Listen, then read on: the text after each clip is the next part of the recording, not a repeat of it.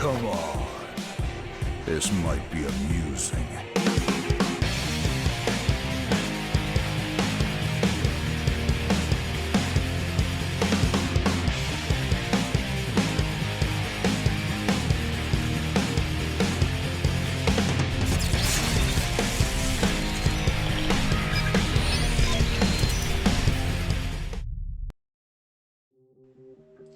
Yo, what is up guys? X Edge here, and I hope everybody is doing well.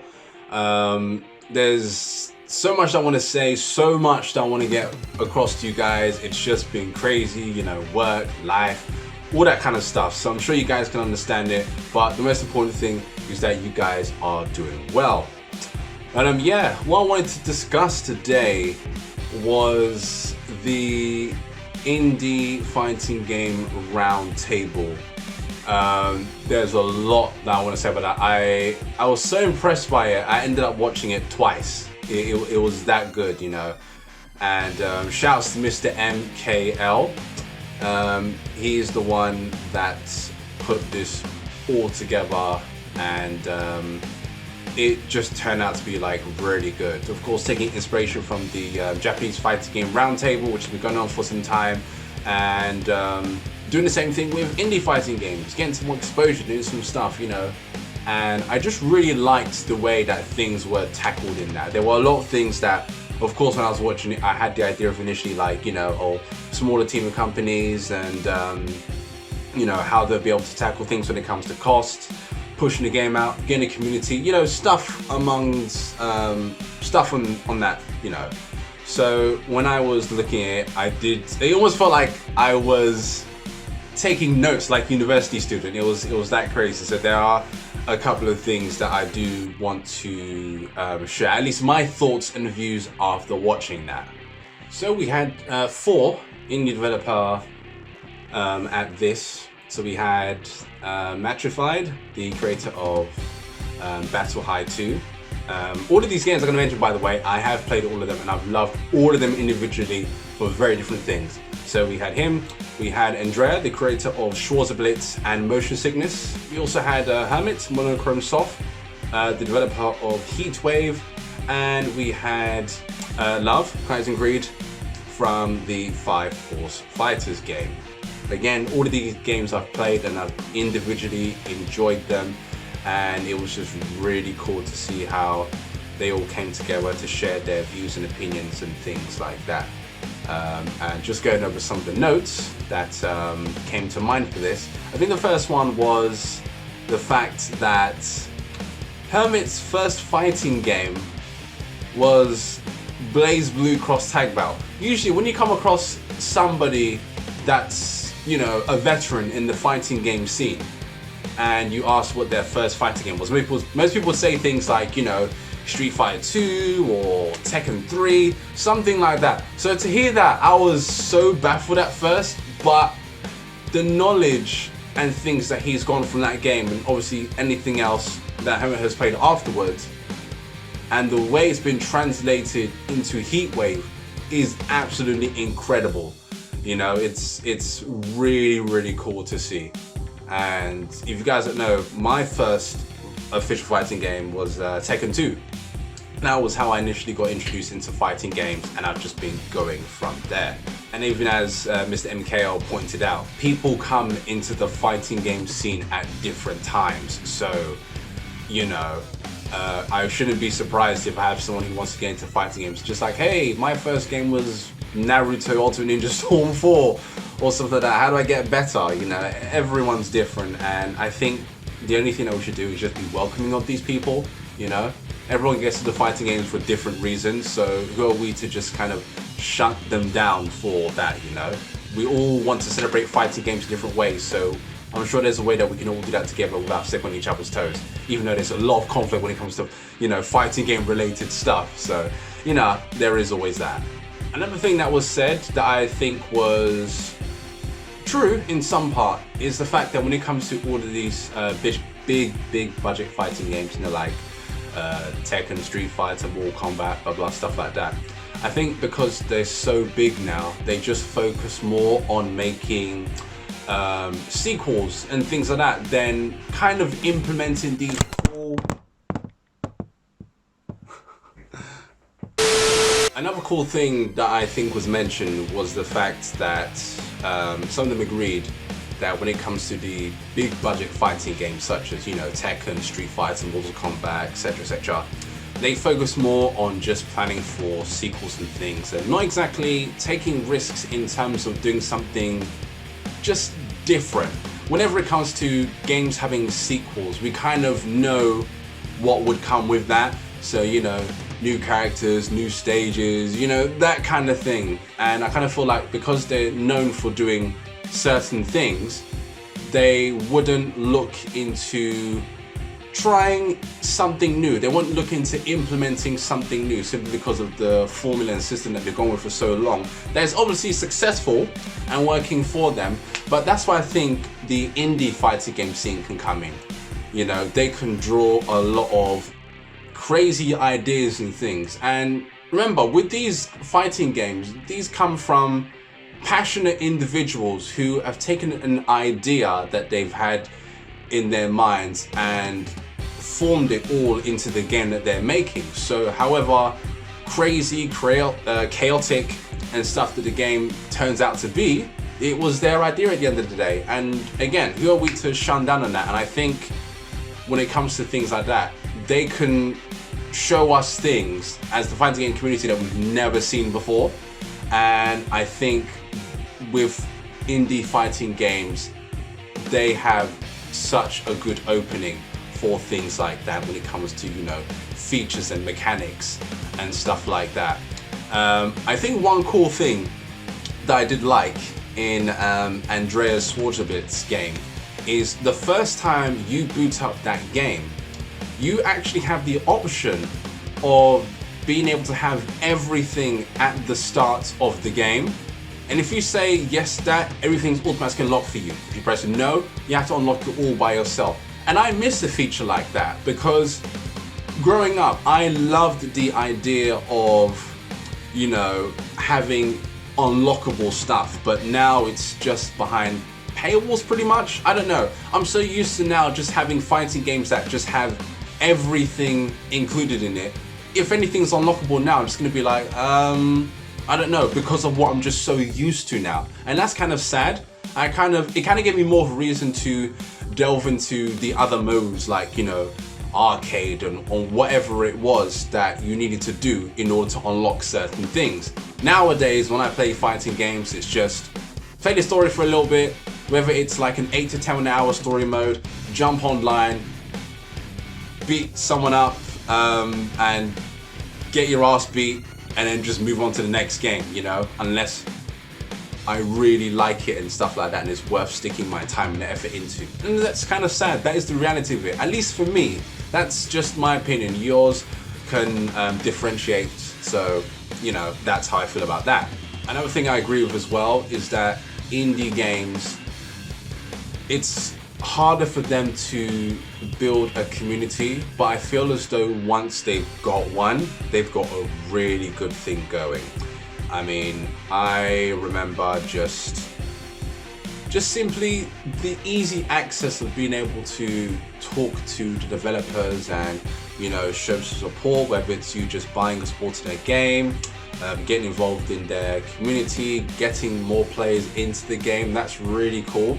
And of course, with that kind of thing, it's going to be a lot on the indie developers to be able to put all this stuff together. So it really helps when people like even myself just making this video just kind of get the word out there to kind of encourage more people to play these games, enjoy them, get other people to play it, because obviously developers are here, you know, spending all their hard time and money putting all this stuff together. So they're not exactly going to have all the resources to try and get people together, you know, have a big campaign and stuff like that, unless you're doing, I don't know, like some sort of campaign or something like that, like have a Patreon, you know, just kind of small things here and there that can really kind of get the word out there. But it's, again, it's harder to do when it comes to the indie scene. But regardless of that, when it works, it's absolutely amazing. When it doesn't, it's just like, okay, a lot more is required just to kind of get this thing going. So I kind of feel like if there's something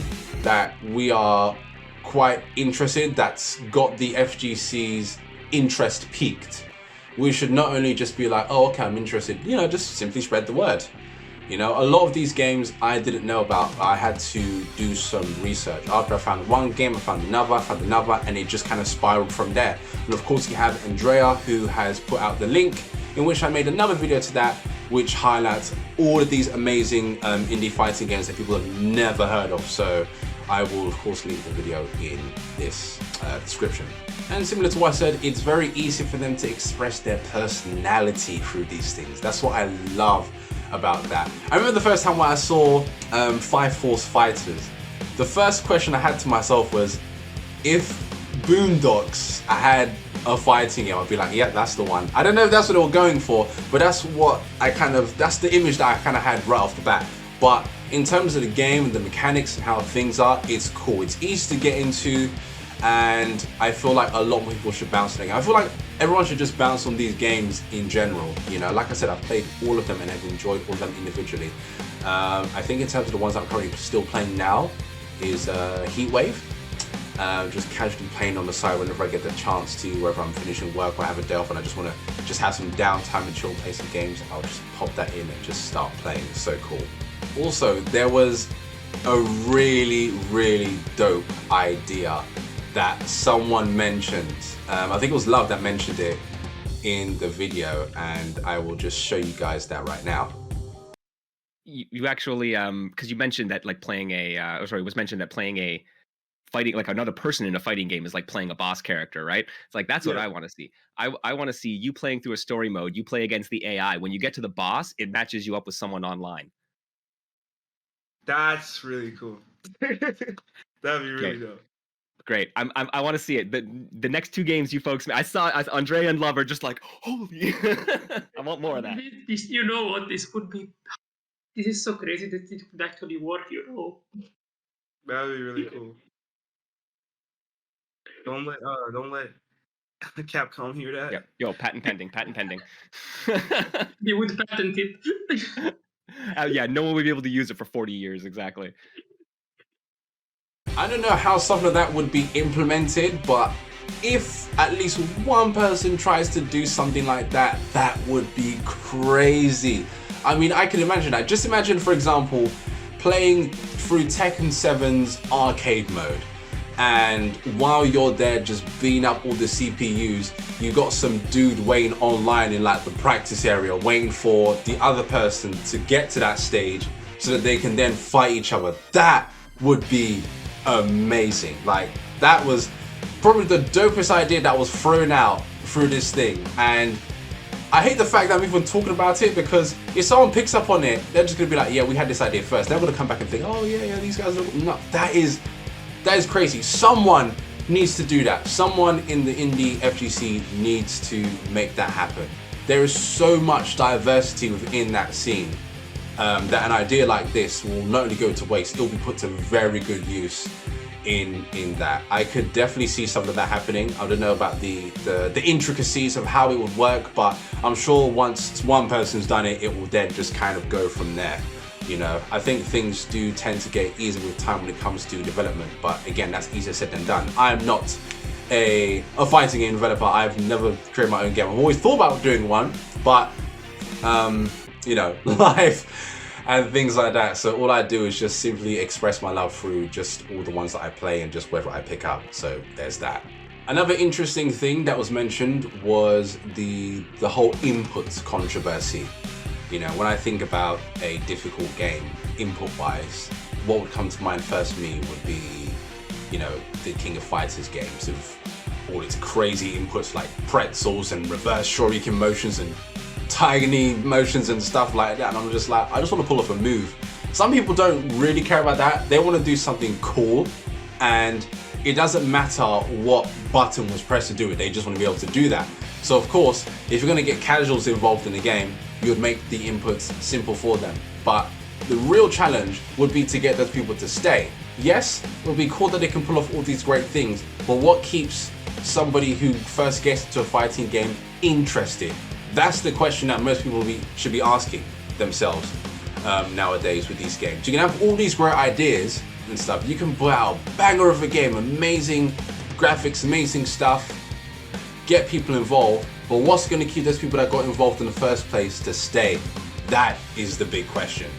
So, you know, I guess with the whole input controversy stuff, that would help. If you make something easy for people to get into, I guess that could help. But then if you make it too easy, people will complain. There's always something in the FGC to complain about. If you make it too difficult, people complain. If you make it too easy, people complain. So there has to be this constant balance every single time. And even with that, it's just like, where do you want it to be? What is the idea? What would be the perfect balance, you know, when it comes to things like that? You know, I think I've mentioned it before. If I wanted to introduce somebody to fighting games, I wouldn't tell them go and play Tekken. I'd say at least after they've played a couple of fighting games and kind of gotten into the rhythm of how things work, yeah, go for it. I would probably recommend something like Fantasy Strike to them first. That is a good example of, I think, how input-wise a fantasy game should be done, and it still feels very challenging to kind of master your character and certain things like that. It doesn't feel so easy that even though everyone can kind of do everything you see, you never look at someone doing a move or something online and think, how did he do that? Everything should be so easy. Everything will be up to the mind game, the strategic mind games that people play against each other that really determines the winner in these fights. You both have the same moveset, you both have the same, you know, arsenal of moves and stuff like that. So nothing should come out and be like, whoa, how did that happen? Or, you know, things like that. So there's always that kind of balance. So that's something that, even as I was making this video, that was something I was asking myself. You know, even as I delve into more fighting games, there's always that question. So we'll kind of see how games are tackled in the future in terms of the input stuff. Not everybody's interested in the whole quarter circle forward motion for throwing out Hadouken. Some people just want to simply press a button and just have it done. You have games that are looking into doing that now, and you know, I guess that's cool. It kind of makes things easy for people to do, have some crazy cool fights where you're both doing the same thing. So, you know, just throwing it out there. And another one is the free-to-play fighting game controversy. I absolutely hate the idea. I think after putting so much time and money into Tech Revolution, I'm just like, no, do not make this a thing. I absolutely hate. There's nothing about it that makes me think, yeah, this, oh my gosh, even just thinking about it is giving me a headache.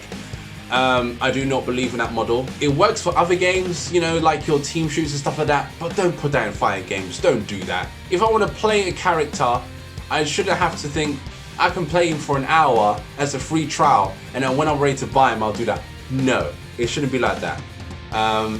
But I guess with certain game models, they can kind of make that thing work. Kind of like with how Matchified mentioned the Killer Instinct game, which had quite an interesting model how to do it. And I like the game. Obviously, I do not want to be locked away from everything. So if I want to have all my characters day one, let me have all my characters. They shouldn't be behind paywalls. But obviously, DLCs, that's a different story. But when it comes to free-to-play fighting games, of course, free-to-play, it's never free-to-play. It is, but you know, you'll probably be able to play maximum like 30 minutes a day, depending on what kind of system the game has. And then, oh, if you want to play more, put all these tokens into it.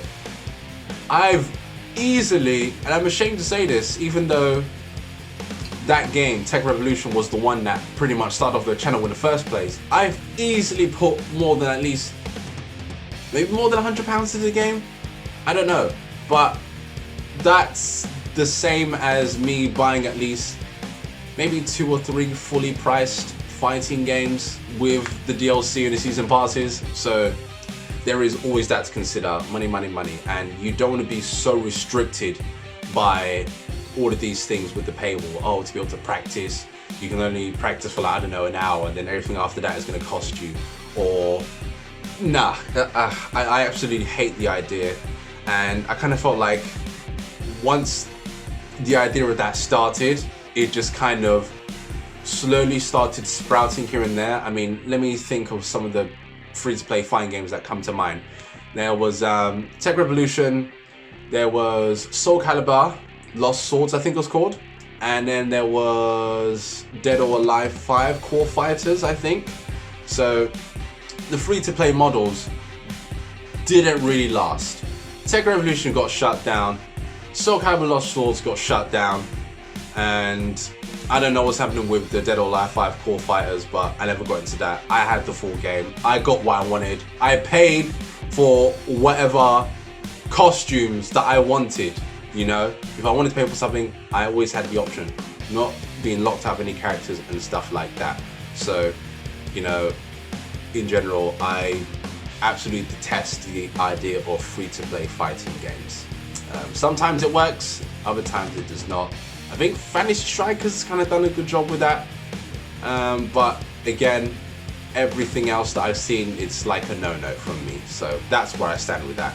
Another thing was mentioned is also the fact that these games, these indie fighter games, no matter what happens, are always going to be compared to the bigger titles. I tend to do it all the time, even when I'm playing a new fighting game for the first time. Be like, oh, this guy throws tattoos and stuff like Ryu, or oh, he has a uppercut, he has this and that. It's easily relatable, and I don't think there's any harm or shame in doing that. You know, it's just what we're used to. So when these new fighter games come along, we already have in our minds where we've seen a certain moveset or thing before, whether it's just from a character's looks to their fighting style and things like that. It's always going to be compared. Some can even look down and say, oh, this is a poor man's Tekken, or you know, poor man's Street Fighter, or something like that. But I think once you've kind of gotten out of that mindset, we can enjoy the games more. And I think that's how, obviously from the fact that I love fighting games, big or small, I love exploring and finding out new things about them. So suddenly seeing all these new fighting games appear here and there, I'm always like, okay, what's new? What does this game have to offer? And what's going to keep me playing? For example, with me, when I used to play fighting games, I'd say at least 5 years ago, I'd play them for online and just for the sake of content. Now, I'm very picky about my fighting games. If I play online, it's because I really like that game. If they have trials and combo challenges, that is what kind of gets me into them, because I like doing things like that, and I like to be able to test my abilities in doing certain things like that. And just overall, if I think the game's cool, and that will always be different compared to whatever game I'm playing. It just depends on what kind of mood I'm in. Sometimes I feel like playing Tekken, other times I feel like playing Schwarzenegger. Other times I might feel like playing Street Fighter. Another time I might feel like playing Blaze Blue, you know, Cross Tag Battle or something like that. It all depends on what mood that I'm in at the time. And obviously with the given time that I have for these games, I kind of feel like I have so much going on in my mind and my life right now that even just dedicating an hour or two to a fighter game kind of feels like a chore for me, where before just be like, oh yeah, let me do that. Of course, so this would usually just depend on, you know, the freedom of my time and whatever's going on, that I'll just delve into whatever I'm doing that day and then just run from there. So there is always that. But yeah, in general, in terms of the indie FGC Roundtable, it was really cool. And I'm hoping that a lot more people can get involved. So if I'm, you know, to name a few, for example, you know, let's say Arc Forge, Jack Bandai, you got so many of these guys here doing some crazy stuff. So I hope that this thing only gets big with time. And once again, big shout outs to Mr. MKL for putting this whole thing together in the first place. He's been doing such a great job with the community, getting the word out there, letting people know what's up. It's absolutely amazing. I feel like I was doing that at some point, but I just became so busy with just so many things, so I've not been able to do that as much. But I'm hoping at some point I'll be able to do that again, even if it's just for a couple of videos here and there, because when it comes to the FGC indie stuff, there is always something new to share. And I think just the uniqueness of that alone, I kind of feel like I have a place in terms of the FGC kind of stuff, because not everybody will be talking about, you know, all these type of games. You have your big fighters that pretty much every person will cover, every content creator, is going to cover the new Tekken or the Street Fighter, but I like to go for the other small ones, the ones that people aren't talking about, just to garner people's attention, just to make them think, hey, look, there's that over there, but have you seen this? That's where I feel like I fit in when it comes to these things, and I'm more than happy to share that, and it's just fun in general. At the end of the day, we're just here to celebrate the awesomeness of fighting games.